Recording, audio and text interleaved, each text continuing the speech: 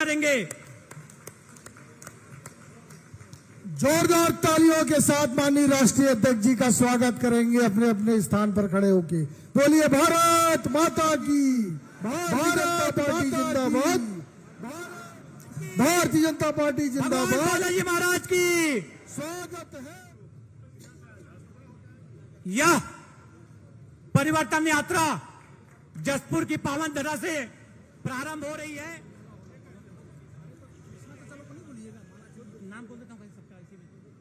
जसपुर के विशेष पिछड़ी जनजाति पहाड़ी कुर्द समुदाय के लोग माननीय राष्ट्रीय अध्यक्ष जी के साथ और हमारे प्रदेश अध्यक्ष अरुण साहू जी साथ में हैं। जोरदार तालियों से इनका अभिनंदन करें। मंच पर उनका स्वागत है।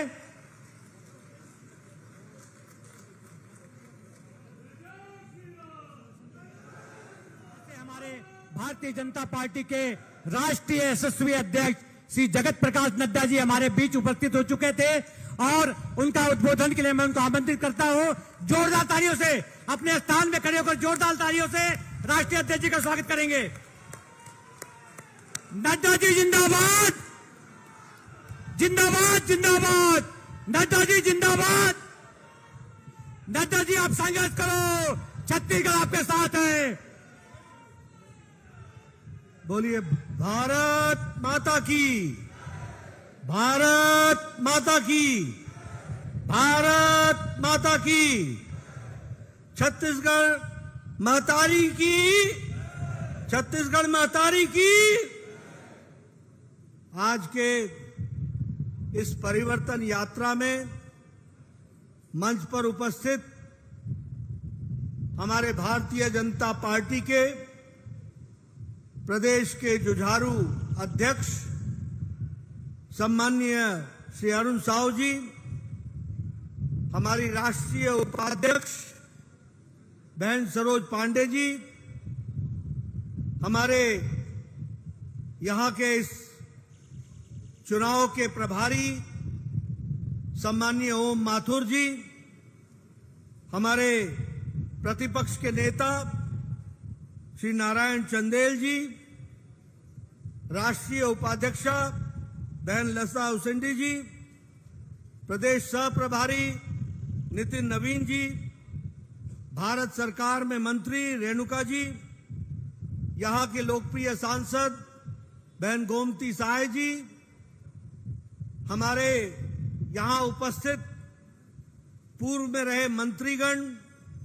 विधायकगण, सांसदगण और यहां जसपुर में एकत्र आए देवियों और सज्जनों, माताएं बहनें और मेरे जुझारू नौजवान साथियों और मीडिया के मेरे साथी, प्रिंट मीडिया और इलेक्ट्रॉनिक मीडिया के मेरे साथी। सबसे पहले तो जब मैं जसपुर में आया हूं और आने पर बालाजी भगवान के दर्शन करने का मुझे सौभाग्य मिला और मैंने वहां प्रार्थना की बालाजी भगवान के सामने कि हम सब लोग जिस समाज की भलाई के लिए, समाज को आगे बढ़ाने के लिए, प्रदेश को आगे ले जाने के लिए जो आज ये परिवर्तन यात्रा प्रारंभ कर रहे हैं, उसको बालाजी भगवान का आशीर्वाद मिले और हम सफल हों ताकि छत्तीसगढ़ विकास की ओर ठीक ढंग से आगे बढ़े। इसलिए पुनः बालाजी माता को, बालाजी भगवान को नमन करते हुए अपनी बात को मैं प्रारंभ करता हूं। मित्रों, जब मैं जसपुर में आया हूं तो मेरे से पूर्व वक्ताओं ने दिलीप सिंह जुदेव जी के बारे में चर्चा की। स्वर्गीय दिलीप सिंह जुदेव जी महान नेता तो थे ही, महान आत्मा तो थे ही, लेकिन वो महान समाज सुधारक भी थे और प्रदेश को आगे ले जाने वाले नेता। मुझे सौभाग्य प्राप्त हुआ उनके साथ काम करने का। वो हमारे लोकसभा के भी सदस्य रहे, राज्यसभा के भी सदस्य रहे। हम सब लोग जानते हैं कि यहां बहुत से लोग जय जुदेव के नाम से उनका अभिवादन करते थे। वो सिर्फ नेता नहीं थे, वो देश को एकता के माला में पिरोने वाले, हमारे नेतृत्व करने वाले नेता थे। इसको भी हमको समझना चाहिए। घर वापसी, धर्मांतरण के खिलाफ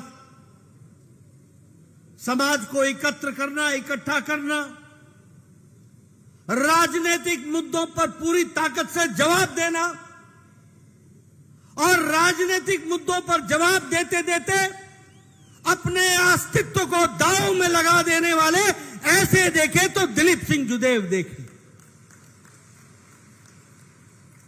मुझे आज भी याद है 2003 में मैं अपने प्रदेश में मंत्री था और मुझे यहां चुनाव में भेजा गया था। मुझे उस समय का दिलीप सिंह जुदेव जी का भाषण याद है, जब उन्होंने कहा था कि ये भ्रष्ट कांग्रेस की सरकार को नस्तो नाबूद कर दो, इसको जड़ से उखाड़ दो, और मैं अपनी मूंछ को दांव पर लगाता हूं। ऐसे दिलीप सिंह जुदेव थे। आज इस पवित्र धरती पर मुझे आने का सौभाग्य मिला है और हम यहां से परिवर्तन यात्रा की प्रारंभ कर रहे हैं। वो जहां भी होंगे उनकी एक ही तमन्ना होगी कि भारतीय जनता पार्टी एक बार फिर से इस भ्रष्ट कांग्रेस सरकार को जड़ से उखाड़ करके फेंक दे और परिवर्तन यात्रा सफल हो। यही उनकी आत्मा चाहती है। बोलिए, जुदेव जी की कहे हुए बातों को पूरा करेंगे कि नहीं करेंगे? करेंगे कि नहीं करेंगे? मैं स्टेडियम के पीछे से सुनना चाहता हूं, करेंगे कि नहीं करेंगे? मित्रों, उन्होंने अपना सारा जीवन सच्चाई के लिए, ईमानदारी के लिए, नैतिकता के लिए, धर्म के लिए उन्होंने सारा जीवन लगा दिया। और आज जब ऐसे पवित्र भूमि से मुझे परिवर्तन यात्रा का प्रारंभ करने का सौभाग्य मिल रहा है, तो उनकी आत्मा को शांति मिले, इसके लिए हम संकल्प लेते हैं कि यह परिवर्तन यात्रा सफल होगी। इसके लिए हर कुछ करेंगे और पूरी ताकत से लगेंगे। इस बात का हमको विश्वास लेना चाहिए। मित्रों, जब हम बात करते हैं, अभी यहां पर भूपेश बघेल की बात हो रही थी। बोलिए, कांग्रेस पार्टी ने आपसे पिछले 5 साल में छलावा किया कि नहीं किया? छलाया कि नहीं छलाया? आपको गुमराह किया कि नहीं किया? उन्होंने कोई भी मैनिफेस्टो की बातें पूरी की है क्या? पूरी की है क्या? जो कह के आए थे उसके विपरीत काम किया कि नहीं किया? मित्रों, मैं कहने के लिए नहीं कह रहा हूं, मैं आज यहां पूछने आया हूं माताओं से। बताओ, 500 रुपए प्रति माह माताओं को मिल गया क्या? मिल गया क्या? मिला क्या बहने? मैं जानना चाहता हूं कि जो ये कहा गया था कि गरीब माताओं को, बहनों को 4 मुफ्त गैस का सिलेंडर मिलेगा, मिल गया क्या? मिल गया क्या? मित्रों, मैं अपने आदिवासी भाई, जनजाति भाई, किसान भाई, उनसे पूछना चाहता हूं कि जो भूपेश बघेल ने कहा था कि भूमिहीन लोगों को हम जमीन देंगे, उनको जमीन मिल गई क्या? जमीन मिल गई क्या? मित्रों, मैं ये बताना चाहता हूं कि ये भूपेश बघेल के हाथी के दांत दिखाने के और खाने के और है। खाने के लिए भ्रष्टाचार और दिखाने के लिए माताओं को प्रति माह 500 रुपए दूंगा, भूमिहीन लोगों को जमीन दूंगा, नौजवानों को भत्ता दूंगा। नौजवानों को बेरोजगारी भत्ता मिल गया क्या?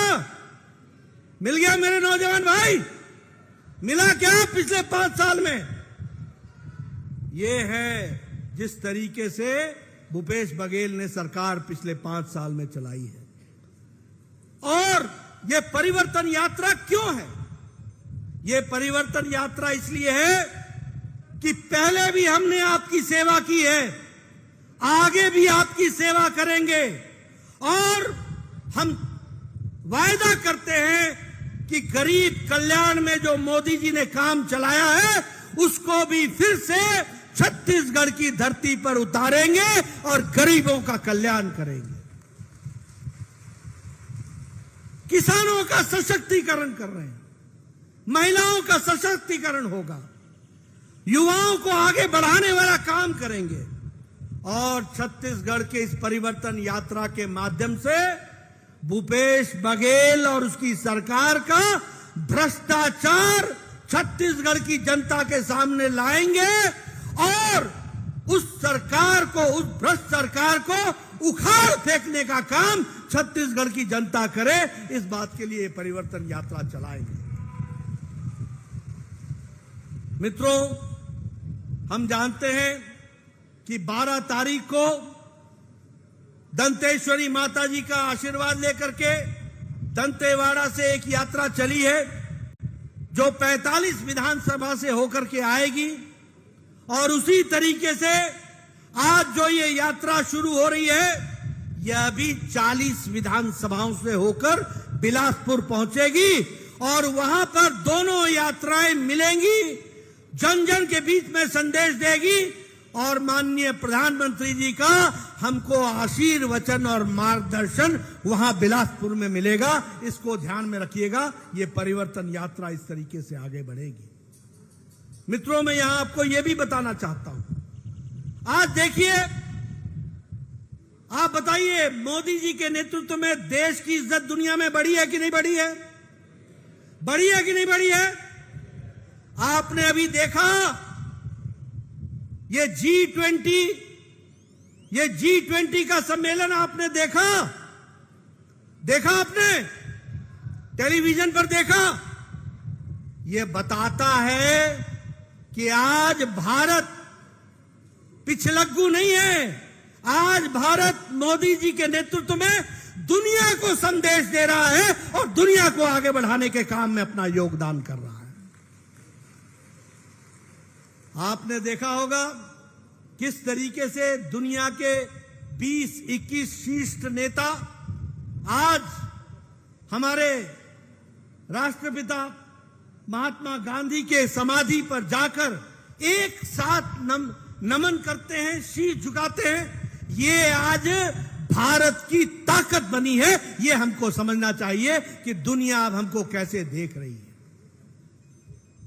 बहुत सम्मेलन होते हैं, G7, G20, बहुत से कार्यक्रम होते हैं, लेकिन कार्यक्रम किसी निष्कर्ष पर पहुंचे ये कभी कभी होता है।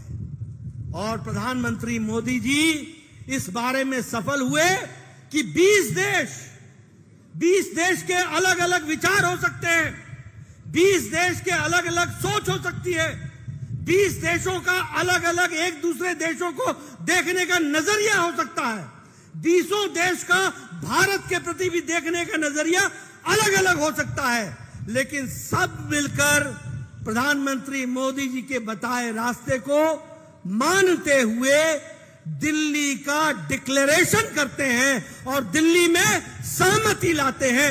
यह पहली बार होता है, यह हमको देखना चाहिए। यह दिल्ली डिक्लेरेशन, ये G20 का एक बहुत ही, पहली बार नहीं, पहले भी हुए हैं, लेकिन एक जिस तरीके की स्थिति दुनिया में पैदा हुई है उसमें ये एक बहुत ही नायाब कामयाबी मिली है। इसको भी हमको समझना चाहिए। मित्रों, कभी आपने सोचा था कि हमारा चंद्रयान पहली बार दुनिया में साउथ पोल, दक्षिणी ध्रुव में पहला सैटेलाइट उतरेगा तो वो भारत का उतरेगा। इसको भी सफल किया है तो हमारे प्रधानमंत्री जी के नेतृत्व और साइंटिस्टों के कर्तव्यों ने उनका जिसको कहते हैं उनका योगदान, जो साइंटिस्ट हमारे दिन रात लगे रहे और जिनको प्रधानमंत्री मोदी जी का प्रोत्साहन मिलता रहा, आज उस कारण से चंद्रयान का हमारा कार्यक्रम दक्षिणी ध्रुव पर सफल हुआ है। वह भी आप सब लोगों ने देखा है। मित्रों, मैं यहां एक बात और आपको बताना चाहता हूं और वो ये बताना चाहता हूं कि अगर हम देखें तो दुनिया में आज आर्थिक मंदी है। कोरोना की लड़ाई के कारण, यूक्रेन की लड़ाई के कारण और कोरोना के आपदा के कारण दुनिया में आर्थिक मंदी आई है। लेकिन आपको जानकर खुशी होगी कि इस आर्थिक मंदी में भी अगर सबसे तीव्र गति से कोई आर्थिक दृष्टि से बढ़ता हुआ देश है तो वो भारत देश है। इस बात को भी हमको ध्यान में रखना चाहिए। पिछले 2 सालों में हम लोगों ने मोदी जी के नेतृत्व में 10वीं नंबर की अर्थव्यवस्था से आज हम 5वीं नंबर की अर्थव्यवस्था बन गए और अब वो दिन दूर नहीं है। 2024 के बाद हम दुनिया की तीसरी अर्थव्यवस्था बन जाएंगे। उस ओर हमारे कदम चले। आप सब लोगों के हाथ में मोबाइल है। 9 साल पहले 2014 में आपके पास जो मोबाइल होता था उस पर लिखा होता था made in China. 92% mobile China में बनते थे और हम भारतीय इस्तेमाल करते थे। आज 97% मोबाइल आज भारत में बन रहे हैं और एप्पल भी अब भारत में बन रहा है। यह बदलता भारत है। आपको जानकर खुशी होगी कि ऑटोमोबाइल में, ये गाड़ियां बनाने में दुनिया के जापान को पछाड़कर हम तीसरे नंबर की मार्केट बन गए हैं। ये भारत बढ़ता भारत है। इस्पात में, स्टील में हम दूसरे नंबर के मैन्युफैक्चरर बन गए हैं। इसलिए आर्थिक दृष्टि से देखा जाए तो देश आज मोदी जी के नेतृत्व में आगे बढ़ रहा है। यह भी हम सबको ध्यान में है। लेकिन यही नहीं है। मैं जब जसपुर आया हूं तो मुझे खुशी है कि आपके साथ मैं कह सकता हूं कि मोदी जी के नेतृत्व में गांव, गरीब, वंचित, पीड़ित, शोषित, दलित, महिला, युवा, किसान, इन सब की तस्वीर और तकदीर बदलने का काम अगर किसी ने किया है तो हमारे यशस्वी प्रधानमंत्री नरेंद्र मोदी जी ने किया है। इस बात को हमको ध्यान में रखना चाहिए। आपको जानकर के खुशी होगी कि 13.5 करोड़ लोग गरीबी की रेखा से ऊपर आ गए हैं। अब वो मिडिल इनकम ग्रुप में आ गए हैं। कितने लोग? 13.5 करोड़ लोग। 22% की गरीबी से हम 10% पर आ गए हैं। और आपको जान करके और खुशी होगी कि भारत में अति गरीबी अब 1% से भी कम है। 1% से भी कम है। और ये क्यों हुआ है? इसलिए कि प्रधानमंत्री जी ने प्रधानमंत्री गरीब कल्याण अन्न योजना इसको प्रारंभ किया। और प्रधानमंत्री गरीब कल्याण अन्न योजना के तहत हम लोगों ने 80 करोड़ की जनता को 5 किलो गेहूं या 5 किलो चावल देने का निश्चय किया ताकि कोई भी व्यक्ति भूखा ना सोए, इसकी व्यवस्था की। इसलिए आज अति गरीबी घट गई है। अगर मैं बात करूं प्रधानमंत्री किसान सम्मान निधि की तो आज 11 करोड़ 78 लाख किसानों को हर चौथे महीने 2000 और साल का 6000 देने का निर्णय किया है। आज किसान को किसी साहूकार के पास जाने की जरूरत नहीं है। कि वो साहूकार के पास जाए और पैसे मांगे और तब जाकर के अपना यूरिया खरीदे, तब जाकर के अपने बीज खरीदे। आज प्रधानमंत्री मोदी जी 11 करोड़ 78 लाख किसान के खाते में 2000 रुपए हर चौथे महीने पहुंचा देते हैं, उसके बैंक के खाते में डाल देते हैं। यह है अंतर। आज जल जीवन मिशन में 9 करोड़ 82 लाख यानी 10 करोड़ लोगों तक हम हर घर नल पहुंचाने का प्रयास कर रहे हैं, जिसमें 26.5 लाख हमारे हर घर जल की व्यवस्था छत्तीसगढ़ में की जा रही है। प्रधानमंत्री आवास योजना में जहां 4 करोड़ घर बन रहे हैं, नोट करना मेरी बात को, 4 करोड़ घर बन रहे हैं, वहीं इसी के लिए 14 लाख 80 हजार घर छत्तीसगढ़ में बनने के लिए सैंक्शन दिया गया है। लेकिन दुख के साथ बोलना पड़ता है, मैं परिवर्तन यात्रा क्यों बोलता हूं कि परिवर्तन करो, इसलिए कि 14 लाख 80 हजार में से भूपेश बघेल ने 12 लाख लोगों को उनके कागजात दिल्ली पहुंचने से रोक दिया है और 12 लाख लोग आवास से वंचित हो गए हैं। इसको हमको ध्यान में रखना चाहिए। बोलिए, ऐसी सरकार को रहने देना है क्या? ऐसी सरकार को रहने देना है क्या? मैं पीछे से सुनना चाहता हूं, ऐसी सरकार को रहने देना है क्या? मित्रों, जो 12 लाख गरीब लोगों का घर की व्यवस्था जो मोदी जी देना चाहते हैं, जिसके लिए पैसे सैंक्शन कर दिए हैं, और संख्या कितनी है? 12 लाख। और वो 12 लाख के कागजात भूपेश बघेल दिल्ली नहीं पहुंचाता, इनको परमिशन नहीं देता। और मुझे जानकर के और भी दुख हुआ कि एक परिवार के 5 लोग कच्चे मकान में, वो मकान गिर गया और वो दब गए, और जो दबे वो परिवार वो था जो प्रधानमंत्री आवास योजना के प्रतीक्षा सूची में जिसका नाम था, और भूपेश बघेल ने उन तक उसको सैंक्शन देने से इनकार किया। बोलिए, ऐसी सरकार को रहने देने का अधिकार है? रहेगी क्या ऐसी सरकार? परिवर्तन करेंगे ना? परिवर्तन होना चाहिए ना? मित्रों, अगर हम स्वच्छ भारत की बात करें, मुझे याद है ये जो नेशनल हाईवे है 43, हम लोग जब शाम को गाड़ियों से जाया करते थे तो हमारी महिलाएं झुंड की झुंड सड़कों पर लोटा लेकर अपने दैनिक नित्य कर्म के लिए निकला करती थी। बोलिए, ये तस्वीर होती थी कि नहीं होती थी? होती थी कि नहीं होती थी? किसी ने महिलाओं की इज्जत की चिंता नहीं की। किसी को यह नहीं लगा कि इनके बारे में सोचना चाहिए। लेकिन प्रधानमंत्री मोदी जी ने लाल किले से कहा था कि स्वच्छ भारत अभियान के तहत हम महिलाओं को इज्जत घर देंगे और स्वच्छता की दृष्टि से काम करेंगे। आज मुझे खुशी है कि 11 करोड़ बहनों को इज्जत घर देकर उनके इज्जत की रक्षा की है तो प्रधानमंत्री मोदी जी ने की है। यह महिला सशक्तिकरण हुआ है। और आपको जानकर के आश्चर्य भी होगा और संतोष भी होगा कि छत्तीसगढ़ में 34.5 लाख इज्जत घर बने हैं। इसका मतलब 34.5 लाख बहनें अपने दैनिक नित्य कर्म के लिए सूर्योदय और सूर्यास्त का इंतजार करते थे।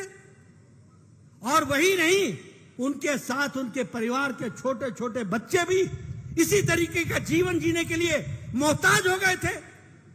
सही मायने में महिलाओं को इज्जत देकर आजादी किसी ने दी तो वह नरेंद्र मोदी जी ने स्वच्छता अभियान के तहत दी। यह भी हमको ध्यान में रखना चाहिए। मित्रों, आयुष्मान भारत 10 करोड़ 74 लाख परिवार और उसमें से लगभग 36 लाख परिवार हमारे छत्तीसगढ़ के 36 लाख परिवार, 10 करोड़ 74 लाख परिवार, उनको 5 लाख रुपए का सालाना हेल्थ कवर, गंभीर बीमारियों से लड़ने के लिए, इलाज के लिए पैसे देने की व्यवस्था 5 लाख रुपए हर साल देने की व्यवस्था की है तो प्रधानमंत्री मोदी जी ने की है। यहां बैठे हैं सब लोग, ये सब कोई ना कोई एमपी हैं, एमएलए हैं या रहे हैं। इनसे पूछिए आज से 10 साल पहले क्या होता था। ये अर्जियां लेकर के जाते थे और कहते थे प्रधानमंत्री जी, मुख्यमंत्री जी, ये गरीब आदमी है, इसका हार्ट का ऑपरेशन होना है, इसको वेल्व लगना है, इसका बाईपास होना है, इसकी किडनी बदलनी है, इसको हर्निया का ऑपरेशन होना है, इसको कैंसर का इलाज करना है, 1.5 लाख रुपए दे दो, 2 लाख रुपए दे दो, 3 लाख रुपए दे दो। बोलिए मैं सच बोल रहा हूं कि नहीं बोल रहा हूं? और मुख्यमंत्री तय करते थे चलो 1.5 लाख मांगा है 1 लाख दे देते हैं। आज प्रधानमंत्री मोदी जी ने 10 करोड़ 74 लाख परिवार, 54 करोड़ लोग, देश की 40% की आबादी को हर साल 5 लाख रुपए गंभीर बीमारी से लड़ने के लिए इंतजाम किया है आयुष्मान भारत में। यह समझना चाहिए। बोलो ये बदलता भारत है कि नहीं है? बोलो ये देश आगे बढ़ा है कि नहीं बढ़ा है? बोलो गरीबों का सशक्तिकरण हुआ है कि नहीं हुआ? मित्रों, अगर मैं विकास के बारे में कहूं, छत्तीसगढ़ ने जो भी विकास देखा है, आप बोलिए नेशनल हाईवे पर काम चल रहा है कि नहीं चल रहा है? आपके यहां 5 नेशनल हाईवे बन रहे हैं कि नहीं बन रहे हैं? आप बताइए रायपुर से धनबाद तक इकोनॉमिक कॉरिडोर बन रहा है कि नहीं बन रहा है? आप बताइए धनबाद से रायपुर से लेकर विशाखापट्टनम तक कॉरिडोर, इकोनॉमिक कॉरिडोर बन रहा है कि नहीं बन रहा है? रायपुर के दृष्टि से आप बताइए all India institute of medical sciences Raipur को, छत्तीसगढ़ को दिया गया कि नहीं दिया गया?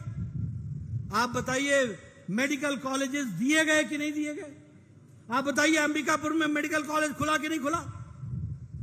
क्या विकास के काम हुए हैं? रेल में, रोड में, national highway, elevated road, corridor, हर दृष्टि से विकास के काम हुए हैं। लेकिन मैं यहां पर यह भी आपको बताना चाहता हूं कि जब हम विकास के दृष्टि से आगे बढ़े हैं तो वहीं हम यह भी देखते हैं कि आदिवासी भाई, हमारे जनजाति भाई, उनके लिए भी प्रधानमंत्री मोदी जी ने विशेष ध्यान देने का काम किया है। अगर हम 15 अगस्त को जनजाति गौरव दिवस मनाते हैं तो मुझे यह भी खुशी है कि भारत के पहला राष्ट्रपति महिला बनाने का काम द्रौपदी मुर्मू को किया तो वह भी प्रधानमंत्री नरेंद्र मोदी जी ने और हमारी सरकार ने, एनडीए की सरकार ने किया। अगर हम जनजाति गौरव दिवस 15 नवंबर को मनाते हैं तो मुझे खुशी है कि आज देश में 27 centres for tribal research institute बन रहे हैं। मुझे खुशी है कि आज बजट का एलोकेशन हमारे जनजाति भाई के लिए 3 गुना बढ़ा दिया गया है, 3 गुना कर दिया गया है। आज मुझे खुशी है कि हमारे शेड्यूल्ड ट्राइब के लिए, यानी हमारे आदिवासी भाइयों के लिए जो कंपोनेंट फंड है, जो सिर्फ ट्राइबल के भाइयों पर खर्च होना है, वो 5 गुना बढ़ा दिया गया है। और उसी तरीके से एकलव्य स्कूलों पर 22 गुना बढ़ा दिया गया है। आप बताइए जनजाति भाइयों के लिए, उनको मुख्य धारा में लाने के लिए कितनी कोशिश की गई है। और 5 गुना, 3 गुना, 22 गुना ये उनका फंड, उनका बजट बढ़ाने का काम किया है तो आदरणीय प्रधानमंत्री मोदी जी ने किया है। मैं ये भी आपको बताना चाहता हूं कि जहां हम चरण पादुका के कार्यक्रम को आगे बढ़ा रहे थे और ट्राइबल भाइयों को चरण पादुका देने का काम कर रहे थे, उसको भूपेश बघेल ने रोक दिया कि नहीं रोक दिया? रोका कि नहीं रोका? रोका कि नहीं रोका? ये एंटी ट्राइबल काम करने का काम ये करते हैं, इसको भी हमको ध्यान में रखना चाहिए। मैं ये भी आपको बताना चाहता हूं, आजकल सनातन धर्म पर बहुत चर्चा हो रही है, बहुत चर्चा हो रही है। 1 तारीख को मुंबई में ये इंडी अलायंस है ना, INDI alliance, INDI alliance, INDI alliance, ये घमंडिया अलायंस, ये घमंडिया अलायंस मुंबई में 1 सितंबर को बैठक करता है और 3 सितंबर को इनके मजबूत घटक में मजबूत पार्टनर डीएमके स्टालिन, जो वहां का मुख्यमंत्री है, उसका बेटा उदयनिधि स्टालिन, वो सनातन धर्म को गंभीर बीमारियों के साथ जोड़ करके देख करके उसका निरादर करता है।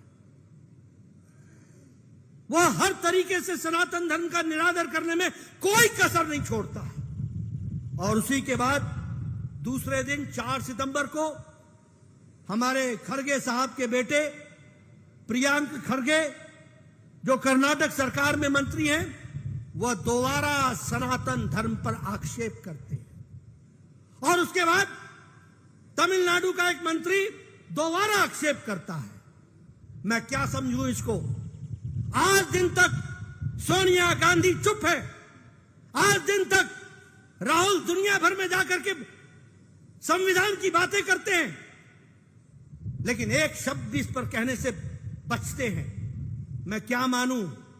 मेरा आरोप है कि मां बेटा दोनों सनातन धर्म को गाली देने का और सनातन धर्म का निरादर करने का जो मुंबई बैठक का एजेंडा था, उसको पूरा करने का काम डीएमके और अन्य पार्टियों को सौंपा गया है। और ये असल में एजेंडा माता सोनिया और बेटा राहुल का है। इसको भी हमको समझ लेना चाहिए। दुनिया जहान में आप संविधान के बारे में चर्चा करते हो जाकर कि भारत में संविधान की रक्षा नहीं हो रही है। क्या संविधान में लिखा है कि किसी धर्म को, किसी विचार को, किसी आस्था को गाली दी जाए? क्या संविधान ने यह अधिकार दिया है कि तुम किसी धर्म को निरादर करो?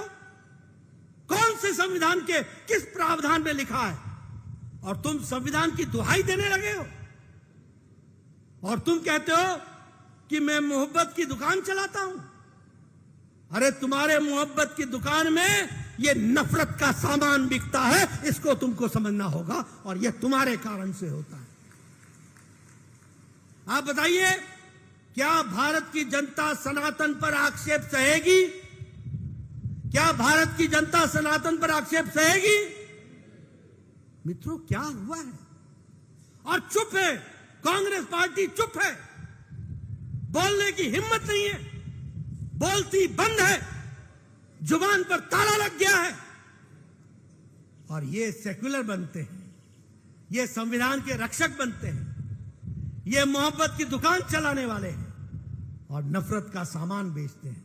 मित्रों, जनता में परिवर्तन यात्रा में यह भी समझाना है और मुझे पूछना है भूपेश बघेल से, तुम्हारा क्या कहना है? तुम्हारा क्या कहना है इस विषय पर? सनातन धर्म पर तुम्हारा क्या कहना है? क्या तुम कांग्रेस पार्टी जिस विचार को लेकर के आगे चलिए उसके साथ सहमत हो? ये मुद्दे हैं जिस पर हमें उत्तर चाहिए। अभी G20 में राष्ट्रपति द्रौपदी मुर्मू, हमारे जो आदिवासी है, महिला है, उन्होंने छत्तीसगढ़ के मुख्यमंत्री को निमंत्रण दिया। आपको बड़े दुख के साथ बताना पड़ता है कि आपके मुख्यमंत्री उस निमंत्रण को स्वीकार नहीं किया। क्या यही जनजाति हमारे संबंध रखने वाले राष्ट्रपति के प्रति इज्जत है? भूपेश बघेल जवाब दे। क्या तुम्हारी इज्जत भारत के राष्ट्रपति से ज्यादा है? क्या तुम्हारी इज्जत G20 के सम्मेलन के दिए गए राष्ट्रपति के भोज में जाना तुम्हारा छत्तीसगढ़ के मुख्यमंत्री के रूप में कर्तव्य नहीं था?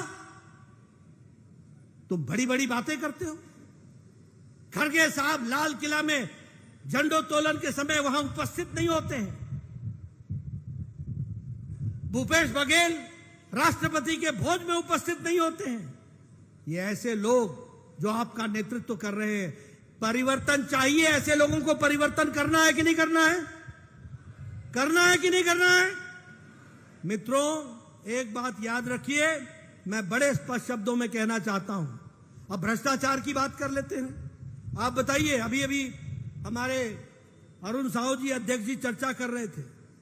मैं आपके सामने बताना चाहता हूं, ये बताइए शराब का घोटाला हुआ कि नहीं हुआ? कितने का हुआ? 2161 करोड़ रुपए का। आप बताइए, चावल घोटाला हुआ कि नहीं हुआ? चावल घोटाला हुआ कि नहीं हुआ? 5000 करोड़ रुपए का घोटाला हुआ। कोल स्कैम, कोयला का घोटाला हुआ कि नहीं हुआ? यूरिया का घोटाला हुआ कि नहीं हुआ?